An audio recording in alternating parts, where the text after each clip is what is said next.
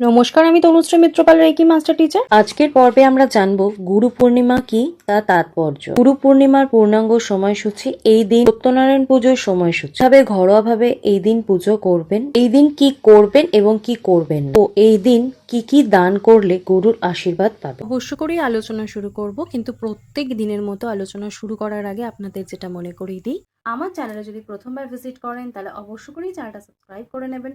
Video ভালো লাগলে একটা লাইক করবেন এবং কোথা থেকে আমার ভিডিও দেখছেন অবশ্যই করে কমেন্টস করে জানাবেন।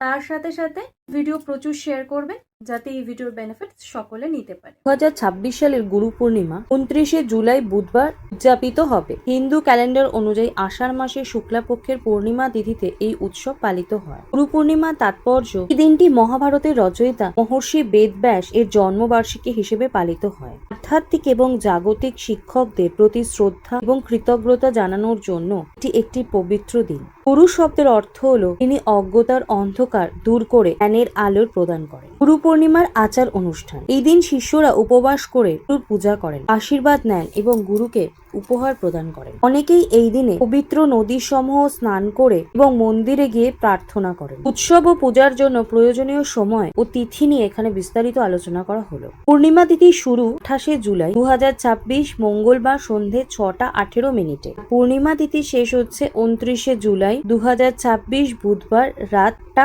5 মিনিটে। এই দিন আপনারা যে গুরুকে পুজো করবেন বা সত্যনারায়ণ যে পুজো করবেন, আর যে শুভ মুহূর্ত বা শুভ দিন, এটা হচ্ছে 29শে জুলাই 2026 5:40 AM থেকে 12টা PM অব্দি সময় রয়েছে। 2026 সালে গুরু পূর্ণিমা পড়েছে 29শে জুলাই বুধবার। গুরু পূর্ণিমার মাহাত্ম্য এবং তাৎপর্য, গুরু শব্দের অর্থ হলো যিনি অন্ধকারের অজ্ঞতা দূর করে জ্ঞান ও আলোর পথ দেখান। হিন্দু ধর্মে এই দিনটিকে ব্যাস পূর্ণিমা বলা হয়। মহাভারতের রচয়িতা ও 4 বেদের সংকলক মহর্ষি বেদব্যাসের জন্মবার্ষিকী হিসেবে দিনটি পালিত হয়। সনাতন ধর্মে তাকে আদি গুরুদেব বলে মনে করা হয়। পৌরাণিক বিশ্বাস অনুযায়ী এই দিন ভগবান শিব আদি গুরু হিসেবে মানব জাতিকে যোগবিদ্যার জ্ঞান দান করেছিলেন। বৌদ্ধ ধর্মের ক্ষেত্রেও এই দিনটি অত্যন্ত গুরুত্বপূর্ণ, কারণ বৌদ্ধত্ব লাভের পর ভগবান বুদ্ধ সারনাথে তার শিষ্যদের প্রথম তিনি ধর্ম উপদেশ দিয়েছিলেন। জৈন ধর্মেও মহাবীর তার প্রথম শিষ্য লাভ করেছিলেন এই দিন, তাই এই দিনটি জৈন ধর্মের জন্য বিশেষ গুরুত্বপূর্ণ। আপনিও এই দিনটিতে আধ্যাত্মিক গুরু বা আপনার শিক্ষককে শ্রদ্ধা জানাতে পারেন, তাদের আশীর্বাদ গ্রহণ করতে পারেন এবং সম্ভব হলে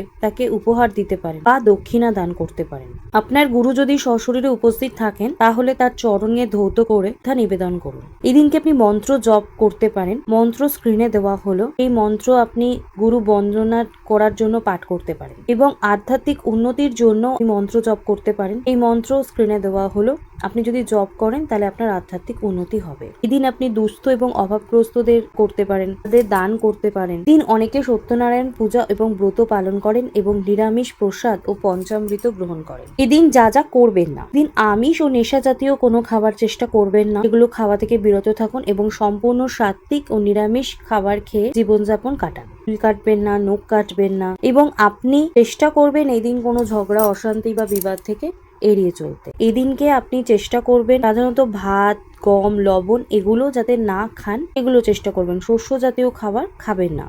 আর যেটা করবেন তা হচ্ছে অবশ্য করে কৃতজ্ঞতার মনোভাব নিয়ে চলবেন। আপনার শিক্ষক বা মেন্টর যিনি আপনাকে পথ প্রদর্শন করছেন, আপনার জীবনকে এগিয়ে নিয়ে যেতে সাহায্য করছেন, তার প্রতি কৃতজ্ঞতা রাখবেন এবং যা করতে পারেন, আরাধনা করতে পারেন, মন্ত্র জপ করতে পারেন এবং ভগবানের, ঈশ্বরের, গুরুর আশীর্বাদ গ্রহণ করতে পারেন। ঠিক ভোজন গ্রহণ করুন। এদিন ঈশ্বরকে পঞ্চামৃত, ক্ষীর বা মিষ্টান্ন নিবেদন করে প্রসাদ হিসেবে গ্রহণ করতে পারেন। নারায়ণ পূজা, গুরু পূর্ণিমা দিনে নারায়ণ বা সত্যনারায়ণের পুজোর জন্য স্নান সেরে নারায়ণ মন্ত্র যেটা স্ক্রিনে দেওয়া হলো সেটা জপ করতে পারেন। পুজোর পর সত্যনারায়ণের পাঁচালী পাঠ করতে পারেন এবং নৈবেদ্য নিবেদন করা যায়। এই দিন সকালবেলা স্নান করে পবিত্র হয়ে পরিষ্কার জামা কাপড় পরে গুরুদেবের পাদ পূজা করে ফুল, মিষ্টি, ফল, দক্ষিণা নিবেদন করতে পারেন। অনেক ভক্তরা আছেন এই দিন উপবাস পালন করেন এবং সন্ধ্যায় চন্দ্রোদয়ের পর ব্রত সম্পন্ন করেন। ভগবান বিষ্ণু এবং শিবের আরাধনার পাশাপাশি বৃহস্পতি গ্রহের অনুকূল প্রভাবের জন্য এদিন অনেকেই পূজা করেন এবং জপ করে থাকেন। এই মন্ত্রও স্ক্রিনে দেওয়া হলো। অবশ্য করে সেই মন্ত্রগুলো পাঠ করবেন।